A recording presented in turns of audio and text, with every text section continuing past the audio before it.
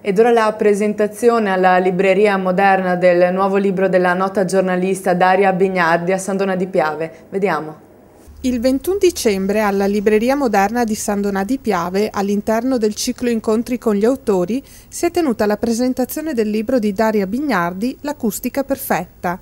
Durante la serata, l'autrice, dopo aver raccontato la trama del suo romanzo, ha autografato le copie acquistate da molti presenti. In una zona allestita al secondo piano della libreria si è svolta questa presentazione che è risultata essere più che altro un piacevole discorso tra amici. La Bignardi, con i suoi modi affabili e dolci che la connotano, ha infatti risposto alle tante domande dei presenti.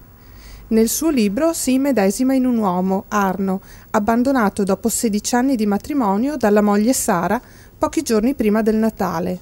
Riuscirà Arno a ritrovare la sua Sara? Tornerà Sara alla vita di sempre? Un percorso verso la verità che si cela al fondo di ogni relazione, un viaggio dominato dall'assenza perché solamente in solitudine si ha il coraggio di guardarsi veramente dentro, fino all'imprevedibile finale che ovviamente l'autrice non ha voluto rivelarci. Un romanzo psicologico di formazione che assume il ritmo e il mistero del noir, un romanzo che si appresta a diventare un grande successo.